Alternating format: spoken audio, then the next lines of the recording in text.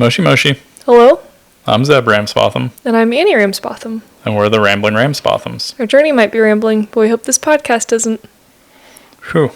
We're a little late this week, because I was on a wild adventure. Yeah, so we've had crazy last 10 or 11 days. Well, I haven't. You have. Yeah. I haven't been doing anything. I got to go on a bike tour with a small bike touring company and help guide some. And we were in Gunma, and I'll talk about that for a little bit, in Gunma Prefecture. But yeah, I was gone for like almost 2 weeks away from Zeb. So now we're back finally. Yeah, she came back from America and then immediately left again. Yeah, it was kind of wild timing. But so I've just been fending for myself here, just trying to survive. But we have some emails from listeners that we can read, which is exciting. We have 3. Yeah. I love getting emails. It's like getting a letter. Do you want to read? Do you want to read Sandy's email? Yeah, so Sandy sent us an email and said, in my culture, non-American, it's very normal to give small gifts to people you plan to see when visiting from another country. She said, I wanted to give a small gift from the U.S. to the ryokan I'm staying at for the entirety of my trip in Japan. I was thinking of giving a small cheese or canned pumpkin or something that might not be available there. 1, do you think that it would be weird to give a gift, or is it also normal in Japan? And 2, what would you suggest I give? And she said, I think the ryokan owner likes to cook based on his blog. I think it's very thoughtful. Yeah, so I did email Sandy back, and I don't want to just read my email. Yeah. But I can say so I had to think about it because I really wasn't sure how I felt about that. If giving a gift it's kind of strange. I wouldn't call it weird. I wouldn't say that giving a gift is weird, but I think it would be unexpected, I think. That's what I said in the email. I told her that I think it would definitely be very unexpected because in Japanese culture, the gift giving is usually between coworkers and friends. We've talked a lot on the podcast about omiyage. Yeah, so the gift giving is between coworkers and friends, and it's usually when you've gone on a trip and then you bring back a little small edible, think candy bar or something. So when I went to the U.S., I brought back Halloween candy, and then I gave that out at school to my coworkers. So it's usually small and prepackaged, and I think if you were going to give it to someone you didn't really know and you were paying to stay in their house, or their ryokan, I think maybe in that instance it would be borderline weird because they might be confused. I don't think they would expect it. Because in Japan they have that gift giving tradition, and so they might think you're trying to do omiyage, even though what Sandy says seems like she's trying to share part of her culture separately, which is really cool and friendly. But then they might be that's not really how we do omiyage, which is fine. Maybe they would take it as a tip. Oh, they would think why maybe, but I think it's less weird than giving money. Yeah, I think it's more friendly. Yeah. So I guess short answer, weird. I think they might be surprised, but I don't think they would be weird in a bad way. Yeah, I think maybe you could make them feel very slightly awkward because sometimes there's this gut reaction to give a gift back. Even in my coworkers, I have some coworkers where I give them an omiyage and they give me a little food item back. I think they just have a stash of little snacks that they give when they get something. And so it might make them feel a little awkward hospitality wise, as in they're not. If you explained in my culture, because in ryokans they'll probably speak English, depending on where you stay, maybe not, but you can probably explain this is part of my culture that I wanted to share. Yeah, I don't think there's anything bad about it. No, definitely wrong. Not. The other kind of related thing is she specifically mentioned cheese. I try to not fly with any fresh products like cheese, meat, vegetables, because you do have to do a kind of a different thing in customs to declare fresh things. I've never tried to bring packaged cheese. That might be different, but definitely if you bring opened. Yeah, just definitely there's a section in customs that's did you bring any of these fresh items? And if you say yes, I don't know what happens. Yeah, usually it's fruit and stuff. Yeah, though. Not I wouldn't think packaged cheese, but yeah. I guess they're mostly concerned about seeds, but then also possibly contaminants from foreign animal products. I don't know. Yeah. But I think that's very friendly, Sandy. let us know how it goes if you are able to do that. I'm curious. Well, then we also got an email from Steven. And Steven, or Steve, said, love your podcast. I live in Atlanta, and he's coming to Japan in 10 days. So he's probably already in Japan now. And he said, I was wondering if you wore a mask on the flight back to Japan. And he said, thanks again. We make his Tuesday more enjoyable. Even though this will be released on a Thursday or Friday. I hope your Thursday or Friday is enjoyable, Stephen. Yeah. But yeah, thanks for the email. I wore a mask on my flight. I felt a little, I don't know how I feel, but the guy next to me, there was nobody in the seat between us. We had like a row of 3, and then there was a seat between me and the other guy. I think he felt a little uncomfortable at first because he wasn't wearing a mask, and that didn't bother me, but he was kind of, I could tell he was like looking around because other people were wearing a mask, and he did end up putting one on. And I don't know if he felt bad, like pressured to put one on and didn't want to like do the wrong thing. Maybe. But I mostly just wanted to wear one just because, to reduce any chance. I know it's not foolproof, but just since I had been traveling a lot and I was on 2 flights, I wore one. But no one was requiring it. It's very different than when we first came over. Yeah, so that's what I told Steve too. I emailed him back, and I told him basically, yeah, like, no one's going to ask you to wear one, and it's not a requirement, and you don't have to wear one if you don't want to. Yeah.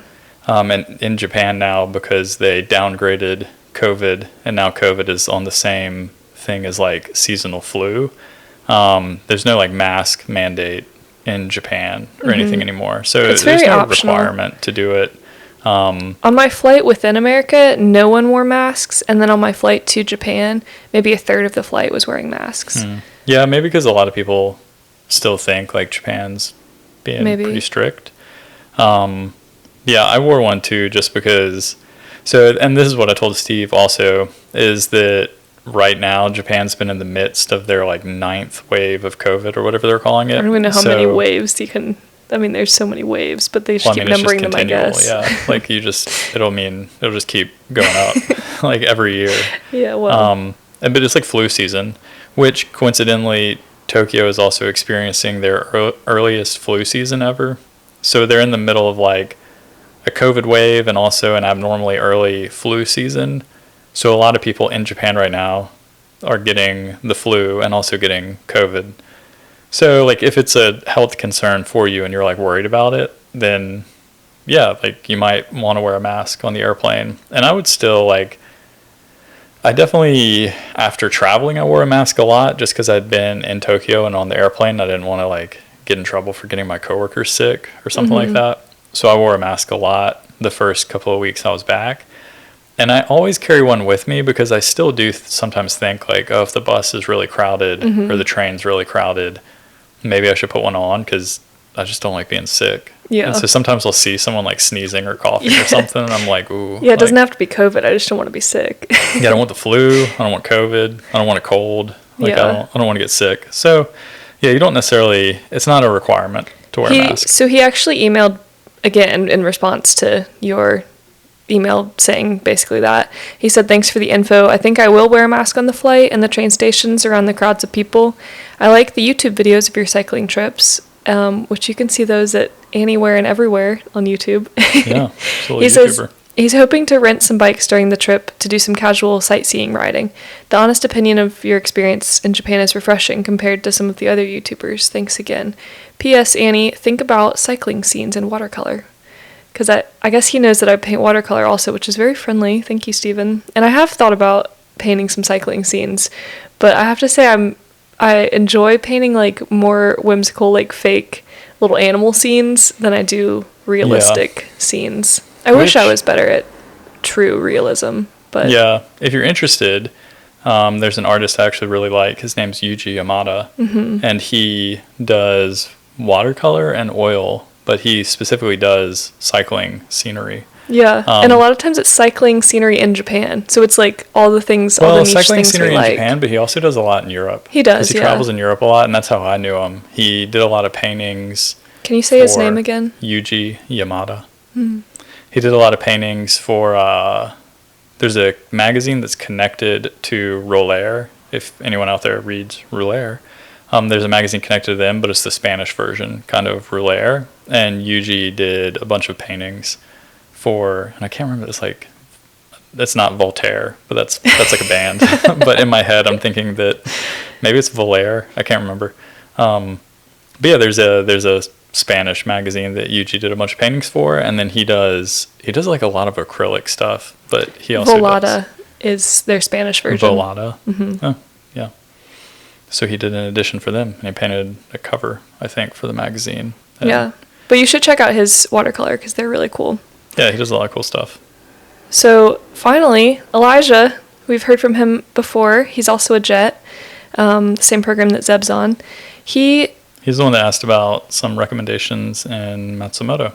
Yeah. So we talked about one of his emails previously. So we were asking him what life in Kobe is like because he's placed over there. It's in I guess that counts as the Kansai region, closer towards Osaka. It may be kind of on the border. He might not quite be Kansai region yet.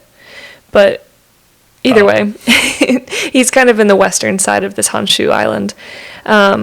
He says, I've really been enjoying Kobe. It's the first big city I've lived in, but I'm situated on the outskirts with a slightly more Inaka vibe, like countryside vibe. Public transportation is great. Although I live outside the main areas, I'm a short 20 minutes to the central station of Sanomiya. And having been to Kyoto and Osaka, I feel like Kobe has all the things you would want in a city. Food, cultural community events, nightlife, shopping convenience, but without the touristy feel.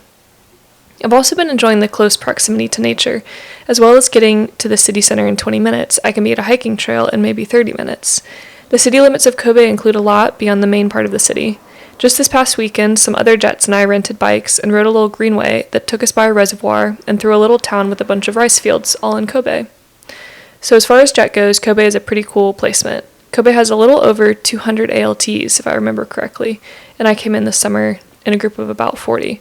It's been nice to have a little community to be a part of during this experience. So, yeah, and he had a couple of different experiences with the other ALTs and things, and then he was asking us what some of the things we wanted to check out in the area around Kobe might be. Yeah, and it is pretty funny because that's kind of classic. Like, we've talked about it a little bit before, but that's the way Japan does cities. Like, a city can be a bunch of communities or towns that have banded together, and then they, like, call themselves a city. Like, the city to the south of us, Komatsu, is kind of like that. That there's, like, an actual city center, but then the outskirt, it's, like, tons of, like, tiny communities that have, like, banded together, and now they call themselves, they're also, like, part of Komatsu. So you can be, like, in the middle of nowhere in like, a tiny community, but technically it's, like, the city of Komatsu. And even Kanazawa is like that. Yeah. You can get into some, like, pretty outskirt areas where you're, like, there's, like, this is not... Yeah, pretty countryside. It's not part of the city, but technically. And then you're really close to anything you would need. Yeah, actually, Kanazawa goes, like, right up to... So we're in a similar situation. Kanazawa goes right up to where we are here in Uchinada, but it's, like, the bridge when you cross the water. That's when Kanazawa stops. But, yeah, we're kind of similar distance away from, like, the big city. But, yeah, I told him that there's, like, a lot of stuff... I think Kobe always sounds, like, pretty interesting. And we've only stopped in Kobe just, like, a little bit in our honeymoon. Kind of. But we didn't really do anything. I was going to mention that we went to Himeji Castle, which is, like, an hour from, like, Kobe City. So I don't know where it is from Elijah, but Himeji Castle is probably one of my favorite castles still. I really liked Matsumoto also, and both happen to be one of the, like, those are 2 of the 12 original castles. But Himeji, I don't know, it just seemed more grand. It was up on a hill, and you could see it, like, when you got out of the station, and it was, I don't know, I just really enjoyed walking around inside Himeji. So if you want to see one of the original castles, I've only seen a couple, but I highly recommend Himeji, and it's an hour from Kobe. But I also, if you're into more modern stuff, the city, like the cityscape, what do you call the skyscraper views? Yeah, so that's what I was going to say, because, so I didn't know this, that there are 3, like, so we talked about before. That's what I was trying to think of. There are 3 famous views in Japan, and we've been to one of them at Miyajima. Those apparently are the daytime views. There are also 3 famous nighttime views, and Kobe is one of them. So the skyline of Kobe at night, I guess specifically kind of looking at the Osaka Bay, and I don't know where it's from, where you have to go. But looking towards Osaka. Yeah, but I would like to see that, like out towards the water. And I've seen a picture of it, and it's really beautiful. Yeah, they light it up, and especially I don't know how you say it, but Meiriken Park looks really cool with this kind of bridge sculpture structure thing, and they light it up with different colored lights. It looks like it would be really neat, especially at night to walk around. So, yeah, several things in Kobe. Yeah, I would have to look into it more, though, specifically, like, if I was going to spend a day in Kobe, what would I want to do? I don't really know. I would definitely like to see the nighttime view. That would be pretty big on my list because, I don't know, I mean, one of the top 3 nighttime views. Nunobiki waterfalls also looked very pretty. That was like another recommendation of if you're trying to see more nature side of things in the Kobe area. The name comes from like a draped cloth because that's what the waterfall looks like because it comes down the rock in this like pretty draped way. Oh. Yeah. But if you're also a jet, or if you also live in Japan, I want to hear about what you like about your area. Because we only know kind of a small corner over here in Ishikawa. But speaking of corners of Japan, I got to explore the very center of Japan a little more by bike the past like 10 days or so. So the tour was in Gunma Prefecture, which we've been there before. 3 times or so. We've talked about it. You raced a couple times the Gunma Cycle Sports Center. And we went to Shima Onsen. But yeah, so it's like weirdly, it's a prefecture we've spent kind of a lot of time in. I guess relatively. Yeah. It's also a prefecture that is the very center of Japan. I think it's the largest prefecture besides Hokkaido. And it's like all landlocked. So there's it's like one of the farthest places away from the ocean you can get because Japan is like a series of islands, and so that's one of the most inland prefectures. It's interesting. Yeah, it's like the foothills of the Alps also. Not quite as mountainous as Nagano, but very pretty, lots of volcanoes. And because there's so many volcanoes, there's a lot of onsen. I was reading that there's over 100 hot springs or onsen and 450 sources. So like places where the water comes up out of the ground and just Gunma. And so I got to see 3 of the most famous, Shima, which we've been to together, Kusatsu, which has the largest natural output of any hot spring in the country, and Ikaho. And I hadn't been to to those last 2 before. So do you remember what was special about Shima when we went? No. No? You don't remember anything about Shima? I mean, I remember it was like a pretty area. I liked driving through it. Yeah. I don't know. I mean, every single hot spring is famous for some like obscure. That's true. We have more iron in our water than anywhere else. But it's kind of a popular thing. Drink our water. Like they have like. They do make these kind of like bold claims. Like Shima is kind of short for, it comes from Shiman, 40,000, and that's how many illnesses they claim to cure with their water. So I didn't know there were 40,000 illnesses. It's a pretty bold claim, but it is a popular thing to go to onsen towns as kind of a trip, like to just go to all these baths, kind of like a spa day, but natural hot water, and they do different things and they're good for your skin in different ways. But Shima was also the one that had the Seikizenkan bathhouse, which is the one with the red bridge across the water. Yeah. That some people say that's where Miyazaki's Spirited Away bathhouse comes from. Yeah, and it has like a cool like Roman bottom and then like a very Japanese top. Yeah. Yeah. And it's one of the oldest like hot spring areas. One site said it was from like 989 was like when that was kind of like founded, that area. But the water from Shima is pretty neutral. It's drinkable. It's good for your digestion. That's kind of what they tout. Mineral rich, and it's more neutral and low alkaline, so it's like a 6 or 7 pH. That's super different from Kusatsu, for example, which is the other one that I went to.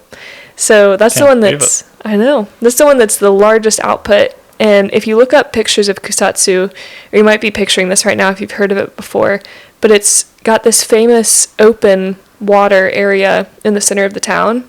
Yeah, you've probably seen a picture of it. If you've seen any kind of like, because I've seen photos of it, but I've never been. But I know, and a bunch of YouTubers go there. Yeah. There are always YouTube videos of it. Because it's just this massive open pit of like steaming water. So I'm sure in the snow it looks awesome because that's usually when I've seen like YouTube videos. There's always in the thumbnail. And what you can't tell in YouTube videos is that the whole town smells like eggs. That's, I guess, not super surprising. No, but it's not. Kind of unfortunate. It's not like terribly off-putting, but every time I left the hotel, I was like, "Dang, this is like very eggy," and it's because That's really funny. It's because the hot water in Kusatsu is really sulfuric, and it's relatively acidic. So the pH is between like 1.5 and 2 versus like 6 or 7. So that one it can be kind of aggressive or like irritating on your skin.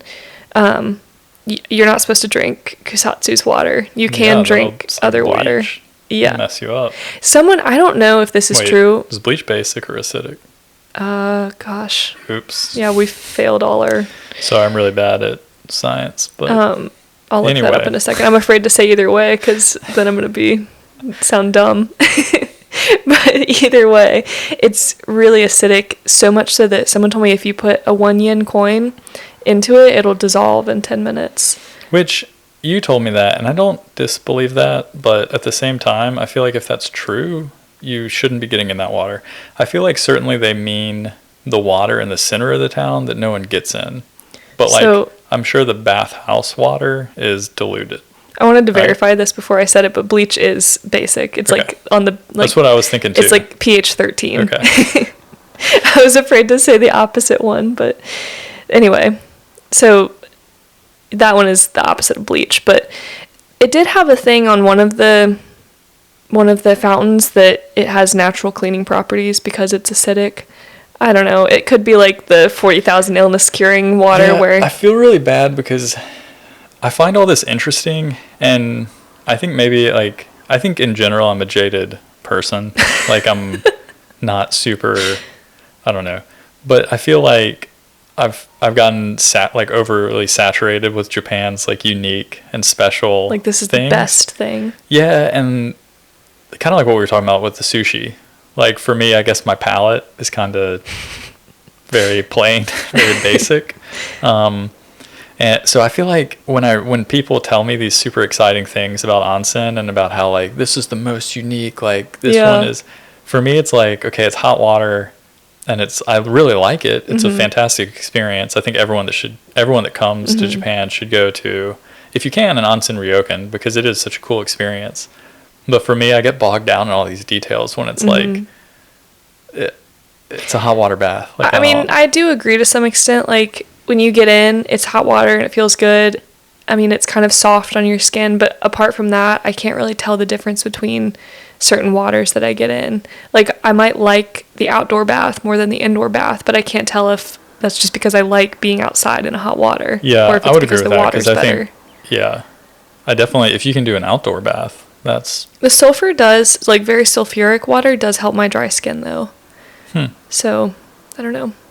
But yumomi is like when you stir hot water with the elongated wooden board to lower the temperature. So if you see Kusatsu, I don't know if she's like the mascot, but there's this kind of cartoony girl with a wooden board and like a kimono or like I guess a yukata.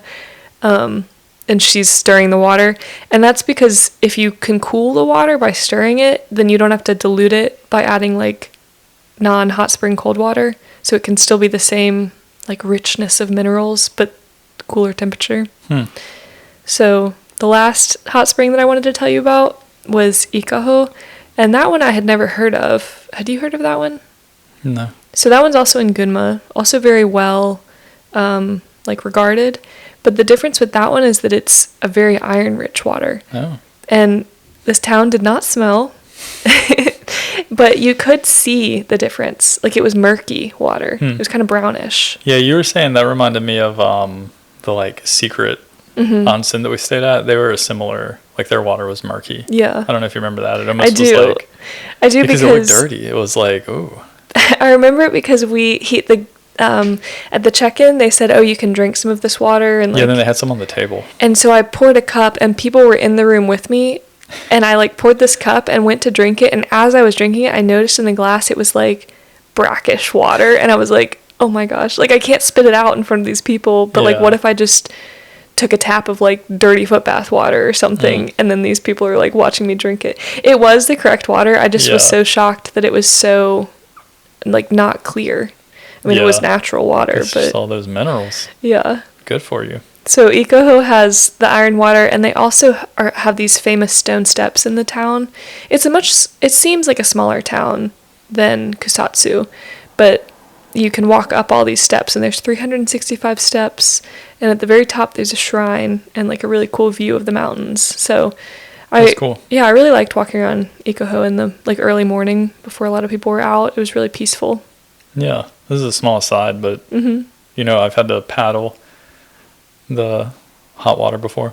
Why? Like the Umami? Sorry. Umami? Yeah. Why? When I was living in Scotland and working there one winter, we had wood-fired hot tubs. And so you would start a fire in like a little box that was connected to the bath. And you know, it would like heat the water, but only kind of like right around where the box was. To like distribute it? Yeah, just so to speed up the heating process. I had to go out there with a paddle, and before the guests arrived, I'd be out there like furiously like paddling, stirring the bath. Yeah. That's nice. Yeah. It's very related. Yeah. So I have some experience. I could go there. So also, while I was in Gunma, I wanted to tell you about this thing that I got that I've been meaning to get. We've been talking about it for a little while. And it's a book. And you know how Japan enjoys making things that you can collect? Like, I don't know, Pokemon cards or stamps, or even just really like kind of collecting like stickers from towns. Or even the way they do like gacha, which we've talked about before. You can collect all those things in a series. Yeah, there'd be like a set. And so there's like and I don't know what you call that, but yeah, Japan has a very, even like kids, like they like catching bugs. They like collecting things. Everybody likes catching bugs as a kid. Yeah, but they have like a, you know. Yeah. It's more, not scientific, but it's more like for my collection, you know. I don't know, there's Japan has like a big collecting. If you like collecting culture. Things, you should definitely come to Japan, because there will be opportunities galore to like accumulate stamps and stickers. Things. So one kind of more like honorable stamp collection is having a Goshuin show, where you collect Goshuin, which are temple stamps. And so Goshuin show means honorable stamp book, and when you go to a temple or shrine, you can buy one of these books. You can buy them elsewhere, but if you buy them at the temple, then they'll be like the proper book, the proper size. And it's kind of a way to prove your pilgrimage of visiting that temple. And you'll, besides like giving the offering to the temple, you'll pay 300 yen to get this official stamp. And I'd been wanting to do this to kind of keep track of like visiting temples, just kind of as a unique, I don't know, stamp collection. Maybe I should think of it more, I don't know, more spiritual than that. But no, because I told you about this, that I read an interesting article in the news that was basically they also do this, to try and like, not like revitalize, but try to encourage visitation. So there's some people that they interviewed this lady in this news article that she loves going to shrines, and she goes to one like every week, she says, but just to collect the stamps. And so she said it was like interesting because her shrine visitation, they like a funny quote about how it's almost like religion, but there's no faith. So she goes to do the like motions and the practice because it's like a mindfulness thing for her to make the visit, and then she likes to get the stamp, but she has no like faith in like the deity of the shrine. Like she's not really interested in the deity. That's kind of like me. Like I wouldn't identify as Buddhist, but I appreciate when I go to a temple and it feels very peaceful, and I enjoy, being in that space. But when I get a stamp, I don't know, it doesn't feel like, it's not as holy as like a communion or something at church, where you would need to like Yeah. I mean, maybe some people consider it to be that way. If you are Buddhist, it's probably more holy. But if you want to collect them, there's no really rules about, you don't have to profess to be Buddhist before they'll let you have the book. They're not going to like interrogate you. Like, right. Are you? Of course, you should still be respectful when you get the stamps and everything. But so I finally got a Goshuin show. And this was at Kichijoji Temple in Kawaba in Gunma. And Kawaba means literally the place of rivers. And it was a really pretty rural area. There was a lot of agriculture. Like, there was a ton of orchards, grapes and apples everywhere. I don't know if it's just really fertile because there's so many volcanoes over there. Oh, yeah, and probably. There was just ash everywhere. Yeah. But there was a lot of apples. And as a side note, Kawaba had the coolest hotel I've ever seen. I guess hotel is kind of like, I wouldn't really call it a hotel, but it's the Utorian in Kawaba, and it's made up of a collection of homes that the hotel bought and renovated, and then those homes are the rooms that you rent. So they like made kind of pathways and roofs that kind of accumulate all the buildings into this like compilation of things. It's just like a little complex. Yeah, it's kind of like a complex that is the hotel. But That's cool. It's cool for that reason, but also because when you check into the lobby, I didn't stay there, but I was helping some people who were staying there get to their rooms, and you get in a self-driving golf cart. And you press this start button, and the golf cart goes like almost frustratingly slow. Like, it was cool the first time, but like I wouldn't want to do that every time I need to go to my room. You just walk. You can just walk, but if you don't want to walk, you just press go in the golf cart, and it drives you on this path like up and around to where the rooms kind of start. And if you're not on that second floor, then you have to go further into this funicular. I know, it was like this roller coaster hotel. Yeah, it's too much for me. I'm just trying to check in. It was fascinating. Like, let me you can also just walk and like use the stairs. Yeah. But the first time when we were getting up there, so you wait for the funicular to come, and then there's like 5 floors in air quotes, because they're just like different levels of homes on the hillside. And you just like take the funicular up to a different point on the hillside, and you get out, and they've like connected the houses with kind of like a new hallway and roof thing that they've built, but it's not really one building. It was so fascinating. And you can take the funicular all the way to the top, where it's just a viewpoint, like just where you're looking out onto the orchards. It's pretty cool. It was such an interesting way to like do a hotel, where you just, because you could get to your room completely covered. Like, if it was raining, you would never have to go outside. Like, they had built roofs, funiculars, self-driving golf cart alleyways. But it used to be a town of separate houses. Yeah. I mean, it's pretty clever. Yeah. So that was kind of an aside. But in Kawaba, I finally got the Goshuin show, and I'm really excited to be able to use it more. Yeah, because you've talked about getting one for a while now. Yeah. I feel like when we first moved here, you were like, maybe I'll get one. Yeah. And you always talked about it, but then you... I was intimidated because I didn't want to do something... I don't know, disrespectful. I don't know why it would be disrespectful if I just went up and asked for one, but I didn't want that to be rude. You know, they might be like, well, are you an observing Buddhist, or, you know, whatever. I didn't want to be rude. Yeah, it's like when you go to a Shinto shrine, and I like very rarely do the like ritual when I go into a shrine, because if there are other people there, one, you stand out because everyone knows you're just this white person, and so then it's like, do I look like I'm... You don't want to be disrupting people who are there to worship. Yeah, and like, does it look like I'm...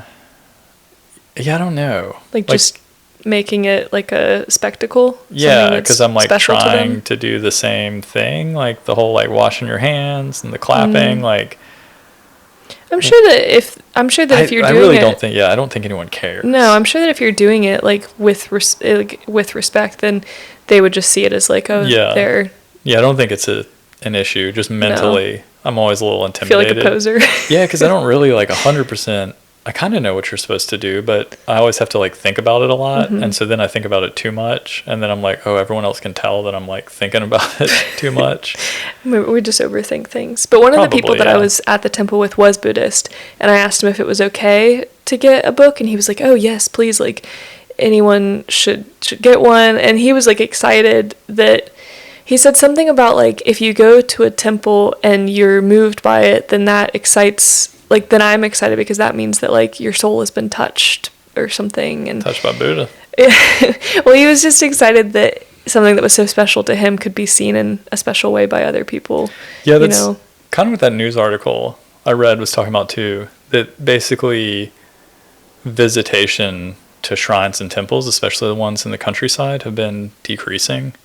I guess because people are moving to cities and the population decrease and all that. And so they've been trying to figure out how to incentivize like people to come out and visit them. So they did talk about like the stamps and like collecting that. It's like a neat campaign to do that because you're kind of encouraged to go visit these places. And I know sometimes I think you have to pay for the stamp. It's 300 yen generally, which is not very expensive. So it's like a tiny little, like visitation tax. So they get like and then they get a little bit of money. Yeah. So if you're not sure like how to get one, which that was the other thing, I was like, well, I don't know like how to get the stamp. You just go to the little person in the reception window and you ask them for a Goshuin. I think you could just say like is Goshuin the same at like, is it the same word for a shrine and a temple, or are they different? I think so, because go is like the honorific go and shuin is just like stamp. So it's just like kind of an honorable stamp. Yeah, I didn't know if like a Shinto priest would be like, well, ours is called. So I have read that some will be very strict, and if you have temple Goshuin, then a shrine will want it to be in a separate book, and vice versa. That too. But I asked my friend, and I was like, is that true? Like, do I need to be careful? And he was like, no, it's fine. But I could only imagine that at either maybe the most like countryside, super traditional place, or maybe, like one of the highest level, like shrines, maybe somewhere that's, super high up. Maybe they'd be like, well, we're special. It can't hurt to ask. And then they might see your book and be like, no, we won't stamp this. It has something. Worst case scenario, just have 2 books. Yeah. Just. Yeah. So I only have 1 stamp in it so far, but maybe we'll go to a temple later. You have a bunch of other stuff in there because you taped a bunch of things in the back. I have other stamp things that are not honorable stamps. They're just like roadside station or castle stamps, which that might have decreased the value of the honor in my book. And maybe now the temple will refuse to stamp it, but we'll see. Yeah, because it wasn't done by like the holy hand of a Well, that's true. I mean, if you're supposed to be keeping that as like a holy book, then I shouldn't have put anything besides a temple stamp in it, but we'll see. Yeah, because we have stamps from a bunch of other places we've been, but they're on like little scraps of paper and stuff, because sometimes we'd be traveling and we'd, sometimes castles, they have stamps. If you forget your book and you go to a temple, you can ask them to give you a Goshuin just on a separate sheet of paper, and you can just ask them for it and they'll have paper. Like, you shouldn't give them like a notebook paper or something. We do that a lot, like notebook paper and like receipts and stuff randomly at sometimes you'll be at like a little roadside station, and all of a sudden there'll be like a little stamp. That's fine for like a hand stamp. That's what I'm saying. So we have like scraps of paper hidden everywhere with like stamps on them. That's and fun. Actually, I forgot, in that same news article, you'll have to get in on this, they talked about how a lot of the stamps are also seasonal. So you can get like, oh, this is the fall edition, and then they'll have, a springtime edition with sakura and stuff. That's fun. And so they switch it up to try and encourage you to that would get me. Come back again. Like, we got the new 2024 stamps are here. Usually the temple stamp will be like a full page, so it'll have a stamp for like the name of the temple, the date. Then at the one that I went to, he did this whole elaborate, unique calligraphy. Yeah, it's really impressive on top of it. Yeah, I'll have to post a video of him painting the calligraphy, writing the calligraphy. But anyway, I was very impressed. So on kind of a completely separate note, the third thing I wanted to tell you about in Maybe Gunma. The most impressive thing yet. Is it? No. Oh. It's not. Well, I think it's impressive. So it's about konyakku, depending on how you want to pronounce it, which is, it's a root. It's a plant that it's part of the taro plant family. And the thing that you eat is kind of like a root, but it's called a corm, C-O-R-M. And colloquially, people will call it like a potato or a yam, but it's not really a tuber. It's like a corm. And you can turn this into powder and turn the powder into these kind of like gelatinous blocks that you can then make into different food products. It's basically, it's kind of like tofu. It looks like gelatin. Yeah, it's like tofu gelatin, but it doesn't have hardly any calories. It's filling, but without any. It's like a diet food in some ways, or a filler, but then in other ways, it's kind of a staple of some people's diets to include in meals. Yeah, and you can probably buy it in your local grocery store because it's a common like alternative for some things like noodles. Like you can go get like konjac noodles. And the reason I'm bringing them up is because Gunma Prefecture produces the most konyakku of all of Japan. It produces, so 92% of the konyakku distributed in Japan is harvested in Gunma Prefecture. Can't believe it. I know, which is a lot. It's 92%. Yeah, out of the whole country is basically all of it. One prefecture. Yeah. So I got to see a factory, a very small scale konyakku factory. You know who else has been to that factory? Who? Didn't they go there in Terrace House? No, I was going to bring this up. Somewhere else in Gunma Prefecture, there is a Konnyaku Park, which is marketed as a theme park, kind of, but really it's a konnyaku like manufacturing plant that you can go to. I didn't go to it, but it's bigger, and you can like try to make. You can do a konnyaku making experience. Well, didn't they had like a buffet? And there's a buffet. It's all you can eat konnyaku, but you like eat a bunch of stuff, and then you're like, I'm still hungry, like because it's all 0 calories. It's not like, and it's not like nutritious or anything really, right? So it's not. But if you're trying, it's basically just like you could just drink water. Yeah, but it gives you can chew it, and you can season it, and you can put it in a lot of different forms. So if you're trying to eat less carbs, you can have konnyaku pasta, and then you're just kind of eating the sauce, but like it's a way to, like, kind of, I don't know. It's a little bit of a diet food. They put it in a lot of things in Japan, though. Like sometimes you'll be eating like those things that we would buy. You put them in with rice. And sometimes there'll be these little like nugget things in there, and it's like, what is the? Oh, it's konjac. Yeah. Like it'll have. You're like, oh yeah. Yeah, they're like packets that you put into a rice cooker, so the rice becomes kind of a one-pot meal. But it has a noticeably fishy smell. Like when we were at the factory, it kind of smelled a little fishy. And sometimes it's used as a vegan alternative to seafood products. But if you boil the konnyaku before you stir fry it or like grill it, if you're cooking it that way, it gets rid of the fishy smell or taste. But Zeb is not a fan of konnyaku. I wouldn't say I'm not a fan. It's just very rarely am I ever looking for just filler. Which is fair, and it does have like a gelatinous texture, which is not everyone's favorite feel. Yeah, if it had like good flavor, or if it was just in general there was something really good about it, I wouldn't mind the gelatinous flavor. So I brought you... Annie's offering me a... I'm handing him this packet. Here, let me just pull a piece out. It basically looks like a bacon strip. It does. It looks like... So it's konnyaku jerky, and the factory was trying to kind of innovate different forms of eating konnyaku, and they made this jerky, which I thought was surprisingly good, like tasty and like a good texture. And another thing that they had that was better, I didn't get a packet of it, but I liked it better, was dried fruit.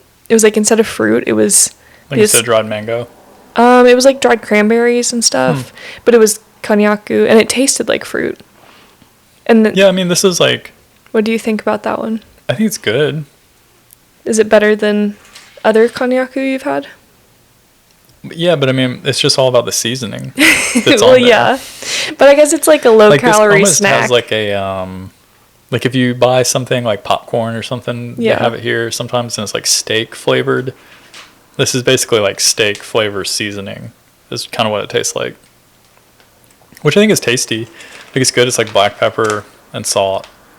So That's it's pretty good. Kami Konyakku is the brand, and 50 grams of it, which is like this entire packet. It's a pretty big packet, like a whole handful of like fake jerky is 130 calories, which is mostly probably seasoning. Yeah, it's probably just all the like salt and like seasoning. But it's interesting because if you ate this much beef jerky, well, one, it would have a lot more protein and stuff, but it would be like hundreds of calories.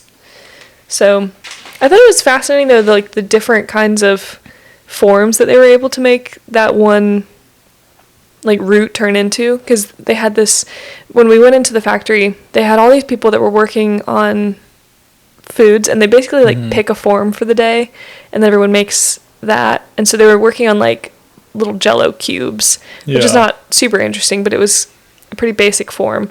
And then like on another day, maybe they'll like all make beef jerky, like, and then another day they'll all make dried fruit, fake dried fruit. The one that they weren't selling it in the factory, but they have this like fake chicken, and it was really impressive because the texture was like chickeny, and not Jello. Yeah, I mean, I think it's like really, I think it's fascinating, and I think it definitely has its place and its uses. And yeah, I mean, like that tasted good. I think that was okay. Wow. But I guess I'm just thankfully in a position where I'm never really dieting. I'm never really looking for just filler, or I'm never really looking for something that, like, you know, I'm like, oh, I'm starving, but I can't possibly have the extra calories, so I need to eat something that's just gonna give me this sensation of being full. But yes, I mean, so I can see, like, yeah, if you have like a dietary restriction, or if you're looking for like a weight loss use, like, I definitely think it tastes good and it has its place, but yeah, it's not like real beef jerky or pasta or anything, but it's pretty interesting to see. Yeah, and it's fascinating. Like, I wonder how much cognac like any other country produces. Or I wonder if a majority of it's produced in Japan and then shipped internationally. There's a lot from China as well. Oh, it's really? like native to like China, Japan. So I'm guessing like all the U.S. cognac's probably like from China or something. Maybe. The man who was giving us the tour said that he has given other Americans tours before, and he like often has a hard time kind of like selling it to them. Like, people try it and they don't really like it. So he said that like the American market is not, like, the demand isn't there the same way. Which, I mean, that doesn't surprise me. But yeah, because I mean, I had heard of it in America, but specifically as like a low carb alternative to pasta. Yeah. So I knew what it was before we came to Japan, but I don't think there's like a big interest. Yeah, I don't know. I mean, maybe more Americans should eat it. Like, innovative stuff that they've been doing, like the jerky and the fruit, I think that would catch on. Yeah. But do you want to share a little bit about the articles that you found this week in the Asahi? Let's see. So I will share just a couple. So there's one really funny one, unrelated to cognac, but related to Japanese food. So because of the whole Fukushima wastewater thing and Japan's hit with kind of seafood exports, specifically to China, they were trying to increase local consution or domestic consumption of seafood. Because China used to be such a big buyer. Yeah, they were like the number one importer. But since they're not anymore, recently the Japanese Minister of Agriculture came out and publicly urged and said, please eat 5 to 7 scallops per year.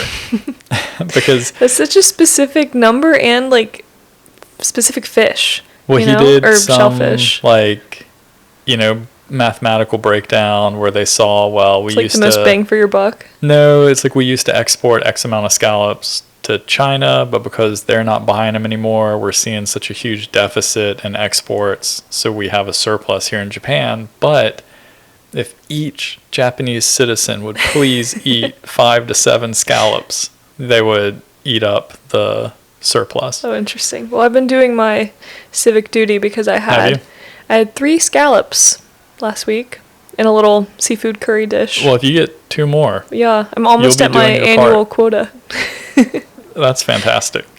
They had an article, or in the article, they had a stat about how many scallops each person eats, and I can't remember what it is. Well, like, I never ate scallops before I'm not a big fan. Here. I think they're okay. Like, if they them. come, like, with the food, I'll eat them, but I don't seek out. Like, I'm unfortunately not going to help this guy out. Oh, really? I really like them. They're really? Hotate in Japanese. Yeah. So if you look for Hotate on the menu, I mean, depending on what you like, but I think they're really good. I'm not a big fan. And then one article that is pretty scary, but I think I'll manage to not worry too much about it, is, I don't know if you got alerts on your phone. I had the NHK app on my phone, and this is going to sound dumb, but I deleted it because they kept sending me like so many alerts, which is helpful. And I have an app that sends me alerts like to my local region. So it tracks me wherever I am. And if there's like an earthquake near me, it'll send me an alert. That seems more relevant. The NHK app will send you an alert for no like matter any where disaster you are. Anywhere. Yeah, for any disaster anywhere. I don't really need to know. And like, so it would like, and they do a thing too where they'll keep sending them. Like I probably got like 5 or 6 alerts because they kept like upgrading it or changing it, and so they would tell you immediately. So I deleted the app because that was really frustrating. So I kept the There's local like one. enough things that are terrible happening in the world to worry about. But there was a tsunami in Japan on the east coast of Japan, a pretty small tsunami, like nothing to really get worried about. And I thought, oh, that's like pretty interesting. But I didn't get an alert about an earthquake or anything. So I was kind of wondering, I was like, oh, there must have been an earthquake, maybe somewhere pretty far away, and it caused a tsunami. And then the tsunami got to Japan. But then I was reading a news article about how, well, apparently there wasn't an earthquake. They don't know what caused the tsunami. Just like a independent tsunami?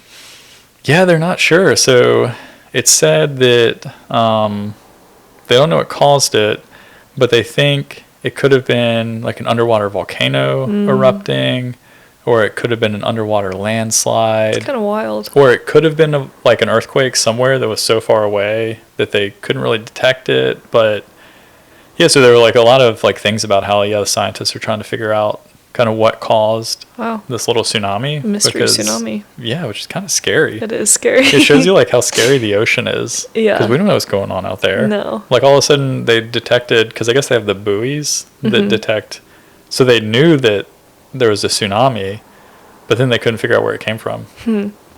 Which then they also had interesting things in the article about how like in Japan, apparently historically, because a lot of bays face each other, it'd be like a crescent bay. Apparently there have been tsunamis where, occasionally like a mountain collapsed once and it sent a tsunami across the bay and like flooded the other half. And so, so they were like, maybe something like that happened out there somewhere, like on an island. Oh. But yeah, it was fascinating. Interesting. Yeah. I'm just glad we're on the west I know, side I feel a little safer over here. Yeah, even Japan though like we get a lot of earthquakes, I feel relatively safer. Yeah. But that's kind of what I've been doing while you've been away having fun in Gunma. You've just been like sending yourself into spirals of worry. Sounds like me. No, I've just been sitting at work because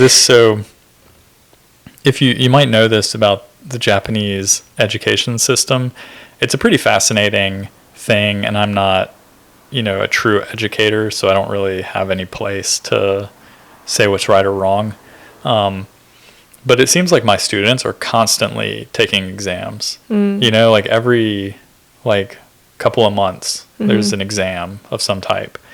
And so we've been having exams again at my high school. So you're like not teaching again, you're just... Yeah, so it seems like there's a phase where we'll do like an introductory lesson, and then we'll do a review lesson, and then there's an exam. It's kind of like how it constantly goes. So that's like the cycle that I'm in.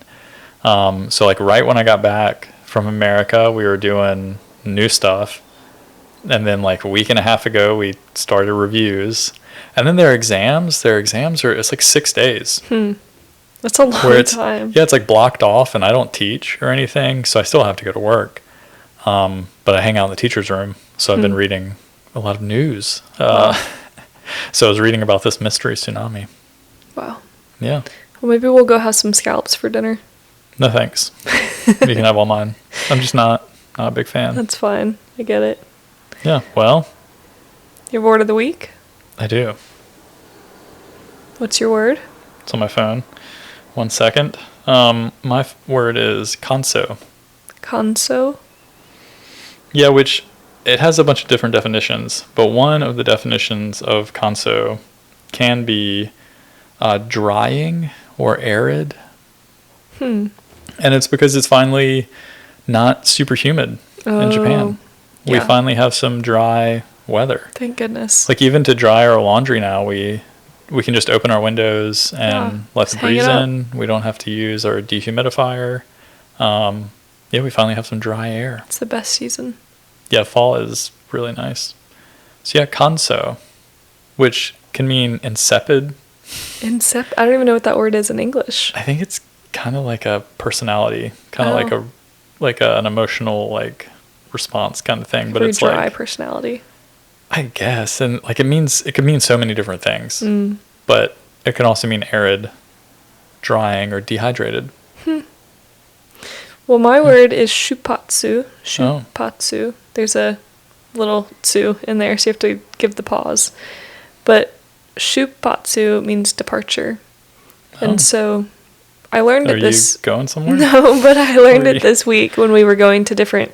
We were taking the people on the bike tour to different hotels. One time we had to call the hotel, and I didn't have to call, but I was listening to what they were saying, and they said that we had departed at this certain time, and we would arrive in like an hour and a half, and I was like, what word did you use? And it was shupatsu, and you can use that whenever you've left somewhere, you've departed. Oh, I'm gonna shoe pots right out of here. When you said that, my first thought was shoe pastry. Oh yeah, that sounds from good. Great British Bake Off or whatever. I was like, oh, shupatsu. But yeah, thanks for listening this week, and we'll be back on a regular Tuesday schedule next week. Yeah, I think so. Ideally. Yeah. But we'll put some pictures up of the things we talked about on our Rambling Ramsbothams Instagram. You can email us, and we'll read your email out loud if you're all right with that. Unless you tell us not to. At ramblingramsbothams@gmail.com. And yeah, thanks for listening. Yeah, we'll talk to you guys next week. Bye. Bye.